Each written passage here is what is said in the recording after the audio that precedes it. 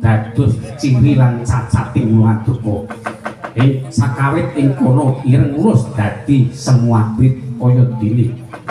Kukila bubut minggat apa ora? Ora minggat aja takon desa. Aja kula nyuwun pangapunten sepindah malih sepisan malih kula nyuwun dipun ngapunten nggih. Ora bisa. Aku ora bisa ngapura karo kowe. Kowe gelem minggat apa ora nyempet-nyempeti mata kowe?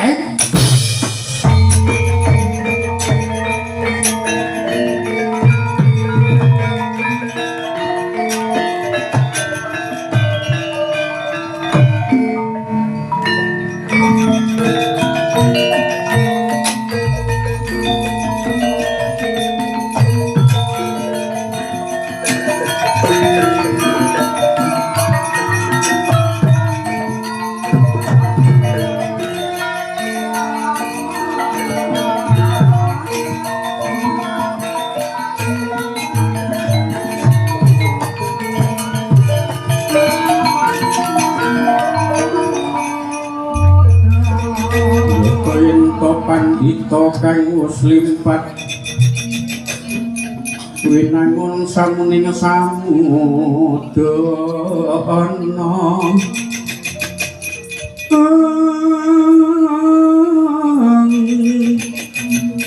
mangku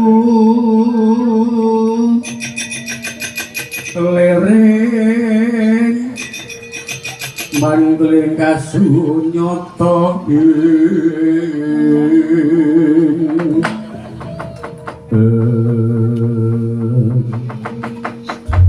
aduh Penemban panjenengan kok tega sanget kalian pun nulung Andaka. Wis kowe menengo sikik kowe. Aku lagi nesu. Duh jan pendhita pinek pendhita sekti. Mengendika kaya ngono kaya dadi kasunyatan. Mongko jenenge wong lali ku mboten jinarak lho Penemban. Senanu sesuk nek kula miya golek nabur jungkel ya kena upata.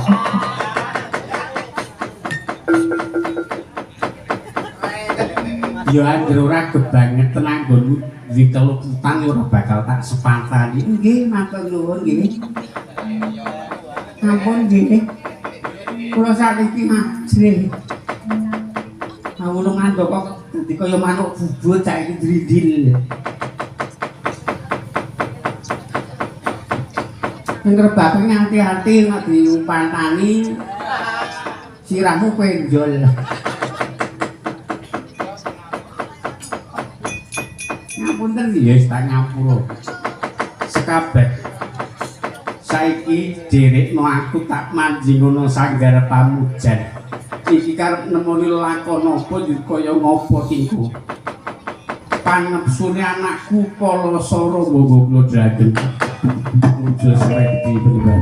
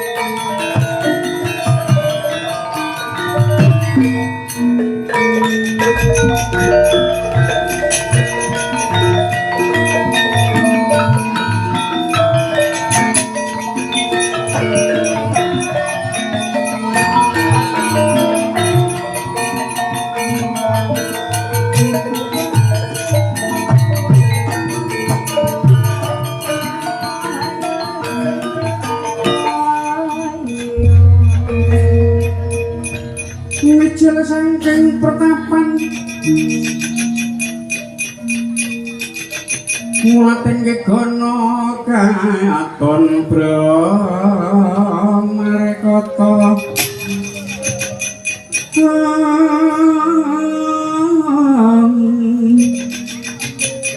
yen to kadulu sumilaing gegono katon biar padang ora kena wanci bangun raino surya kang mijil saking bumi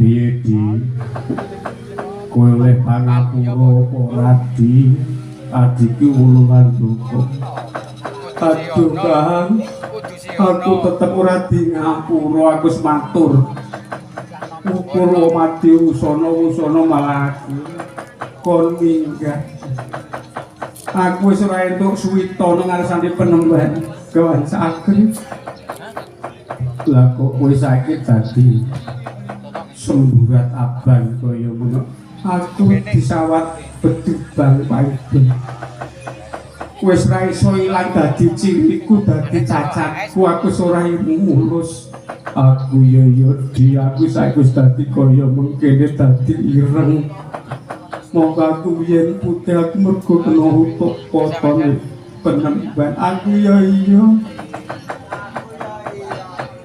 aku yo iya Yor keprewe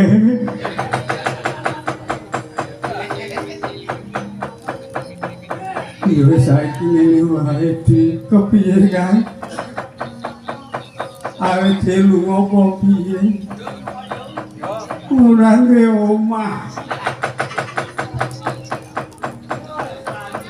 aku kudu kepiye ya saiki ngene wae di wis kaya ngopo ade wis kudu kinodrat wis dadi iwen sing kaya mengkene monggo Kang piye ade wis napa sumpah Penemban ade ora bakal oleh pangan yen ora ana bangke sing amis bajin ora bakal bisa ngombe yen ora ana banyu sing temupan ana watu lan kayu Kang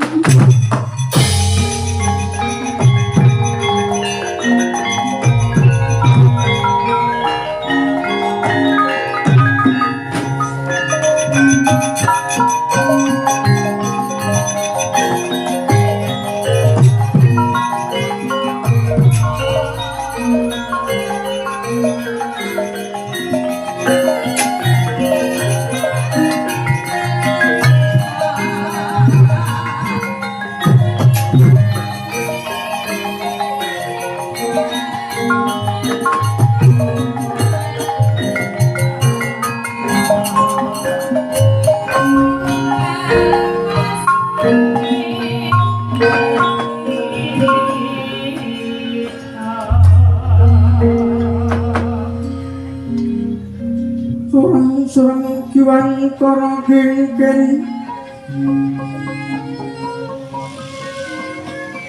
ler manungsa kang layon kadilan memanise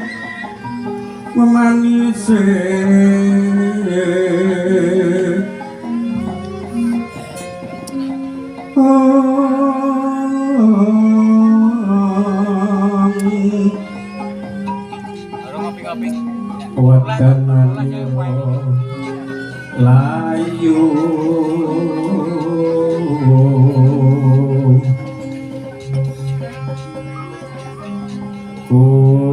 melekut cemrahnya meratani imrim sariranipun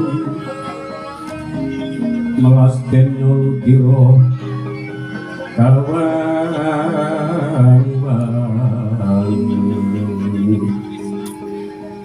gegono bangsu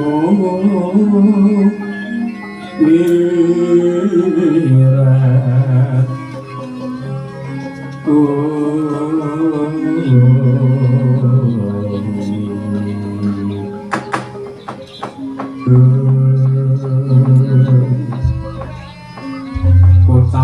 kancarita kukila kekaun peksi dadak sita apa dene wulungan duka wis nampi upatane Begawan Sakti sineksen Jawata ing kono dados ciri lan cacatipun saengga rumaos hanalongso awit datang bisa medha yen ora ana bangke ingkang amis bajing ugi datang bisa minum yen tan ana toya kang tumrap reksa lan sewa ing kono ketingal layang-layang anggene lumaksana yen to kacandra katon hanalongso 11 tanpa alis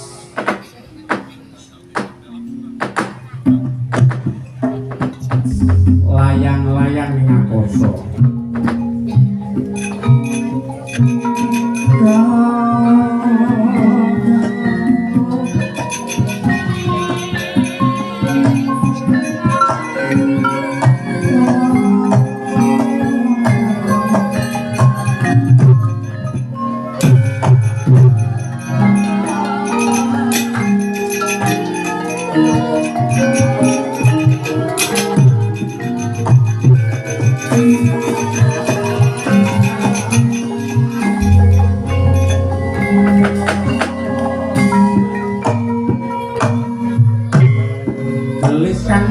kawi pinangka sambeting cinarita nggih Kocapo ing kono adeging Bengawan suwilu gugur anggih Kyai Panjala tuwin Nyai Panjala Nakala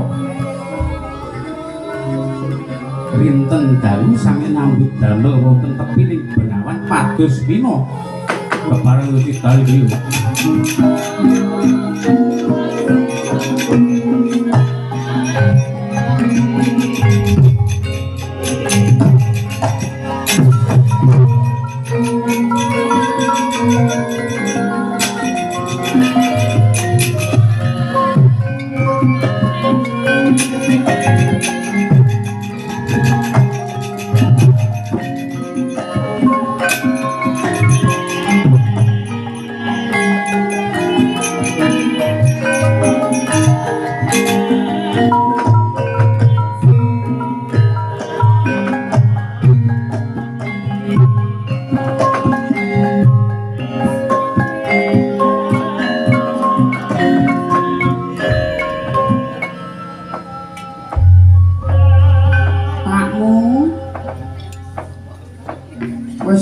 anggone dah. Ayo kayane wis. Aneng iki aku malah kuaregen iki ya tapi. Yo malah jolo anak-anaken. Tak kirim gas wedhus lek mangan yo kokean kok dadi malah busuk-busuk. Iki yo lero ambegan rada sesek. Nek dunyu ora ki rada piye ngono. Rada menyah-menyah piye ngaran gas wedhus. Tulung sone iki nganu wae digawe kempel, aja dipecahne. Wong biasane apik kok digawe pecah-pecah. Ben bubruk wae piye? Ya ora kaya ngono kok ya, karang kondisimu dhewe wis tuwa kok. Nesu meneh saben-saben nesu saben. Kan akan ada tuangan iki yo dirangu iki gampang munggah. Saya nek krungu rebab ora seru kaya tak pejuat tenan. Dikelake ngono lho anu iki weteng wareg mah krungu rebab ora seru. Kula apa entek. Jangan apa-apa tak bantingi kok. Tenang kok. Aku ngerjain kabeh tak banting kok kaya. Lek ku banting nang gaden. Wakmu ana apa Pakne? Aku kok weruh Pak Klumbo ya. Ana ngendi? Ana tengah Bengawan acarane sih kan ya.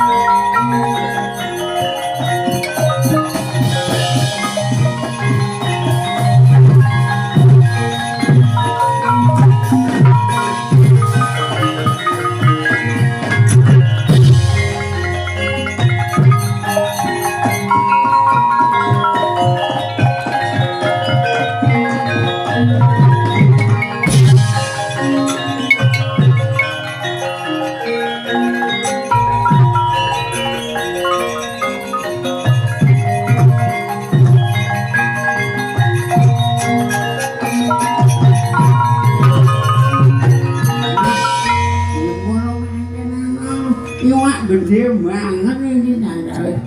Kita lagi nak jono, aku malah modal ngalani, aku malah kerugian gen. Ini mana lagi nak jono, wedan. Jolone masih rusak, malah ngoiwak gede. Nggak tak unuk ini. Rencanane jono menawa masih ngelumbung gede iki kena iki kok.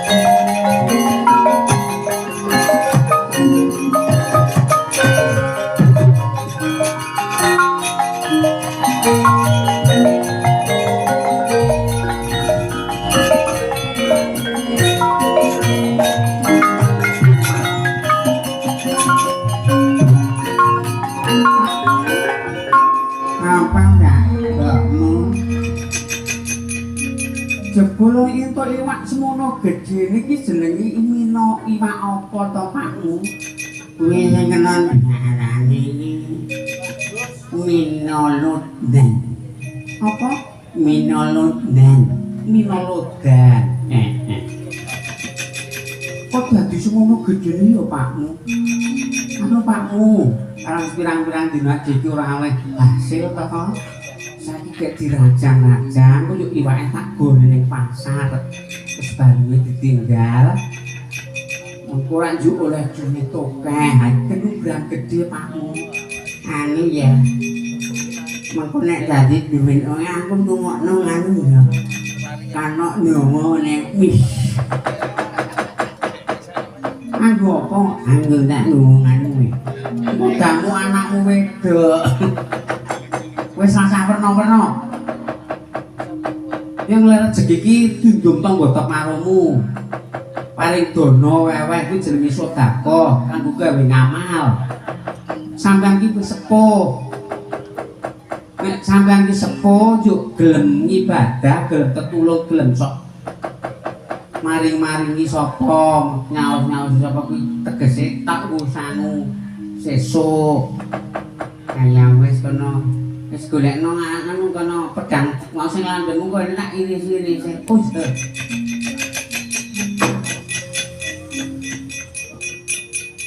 Iki Pakmu nggih saya. Wis tak ranjang-ranjang iki yo kok wis kaki daging terus go nang pasar. Yo ngati-ati yo Pakmu.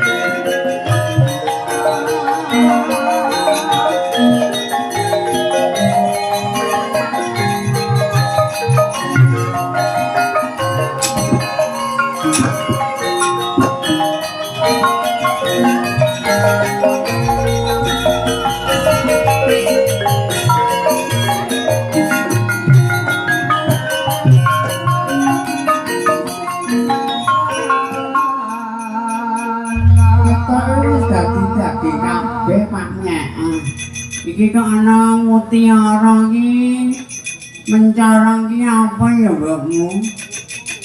Ambuk kuwi kok saka kene meling-meling kuwi. Heeh, mau tejo iki. Wae kok iki. Jajal tak percaya sisan wae kok. Oh, ning ati-ati iku ndak ana apa-apa. Jajal tak percaya sisan iki cupu iki jajal kaya ngopo ta? Tak ora jerone. Seseking Ronanggono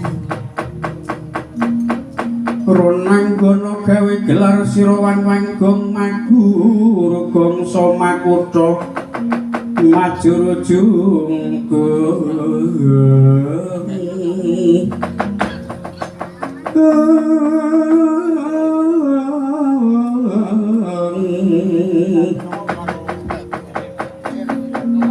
yen pokat condro pindha sing betara kacarita ing kono Kyai Panjala dupi priksa wonten cupu sigra kapecah datan kanyana ing kono isining cupu anu nggih Kocapa putra ing Wirata Dewi Durgandini.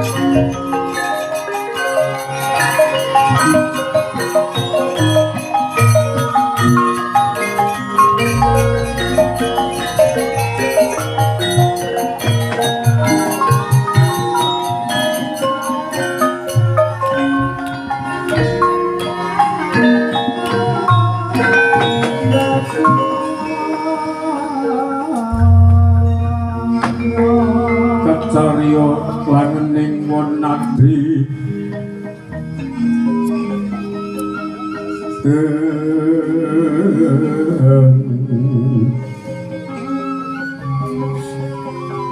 Tomo kangan lut ngongso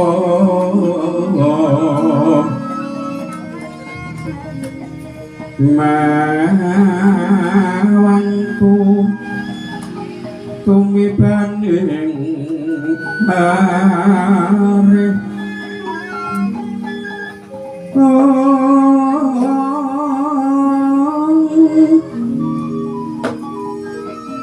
megar kang sarwa puspita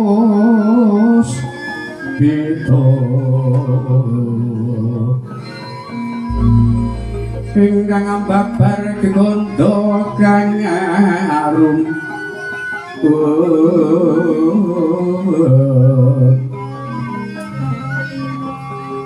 Bremoro kang manes sarining kembang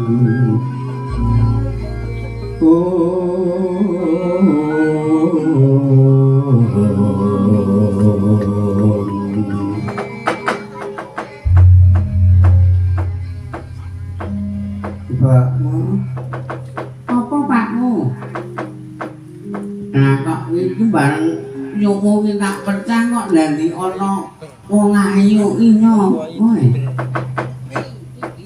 Lho kok iso kok kaya tahanan kok kaya dene nyimpi ya pakmu.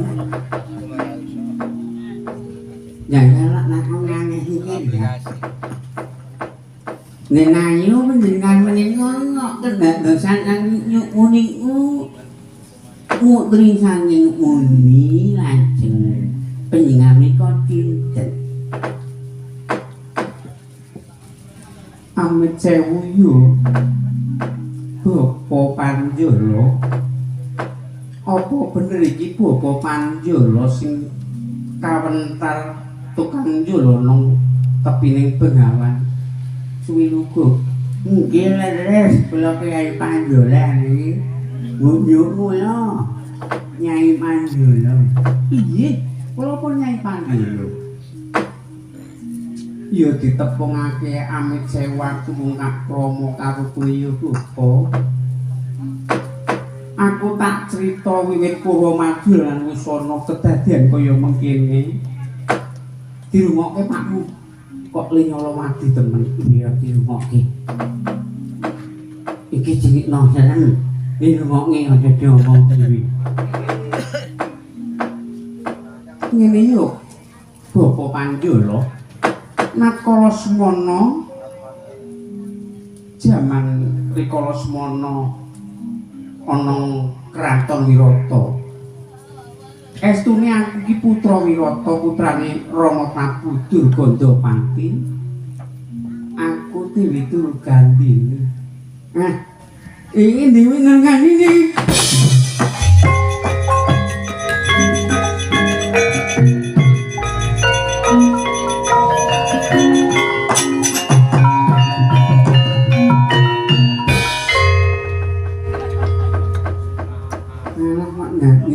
nengenku selenco ya mbok dimake tenan iki Ndara Ayu Durgandini sing kondange putra Ratu Wirata mbok nyembali nggo ngisor wangger ngisor tak patak watu lho Pak kowe sewu nggih kula mboten mangan nos iya menawi panjenengan menika putra Wirata Ndara Ayu Durgandini kok nandhet wonten nggih ya iki awite mangkene Bapak rikala nang Kraton Wirata aku ki arep dijodohake karo putra Pertapan Giri Sarangan putrane Rama Begawan Sakti ya sang tokoh Begawan Sakti kuwi duwe putra Bambang Palasara lah aku arep dijodohake nang sing diutus boyong aku kuwi wujude kukila yaiku Wulungan Doko lan Gagak Seta nganti aku diwadahi cukup terus dimut karo Gagak Seta Wusana embuh kuwi aku ora ngerti aku ki tumiba ana ing Bengawan Suwilugo oh nggih pun niku pun pinesti kinodrat kedah ngaten lampahipun dipun lampahi mawon nggih ya wis saiki ngene Bapak gandeng awis kebacut kaya ngene aku diguang mbuh saka sing guang ana tepining lan manjing ana Bengawan kene ya wis icep-icep tak nggo prihatin malah aku tak prihatin ya Bapak pinangka seksi Bapa Panjala yen Ratwirata tapa ana bengawan Suwilu Gangga. Nggih kula jaganipun kula rencangipun. Iya. Bapa Panjala penguripane Bapa Panjala aku saguh ing supaya bisa nuwuhake rezekine Bapa Panjala sesuk bakal wuwuh. Nang aku duwe panjaluk mbok menawa kena sawabe Bapa Panjala mengko bakal bisa wuwuh rezekine. Ning panjalukku aku gawekno prau. Gawe prau, Pak. Oh iya. Nanging prau iku mau sungsun yo. Prau sungsun isor dhewe iki lemek ana godhong Rajamala tak nggone tapa. Wis festekno yen aku tapa nang baitamu. Lemekan godhong Rajamala mengko Bapa Panjala bakal wuwuh rezekine mbok menawa bisa dadi wong sing ketrima uripmu Bapa. Kita risang ing andikan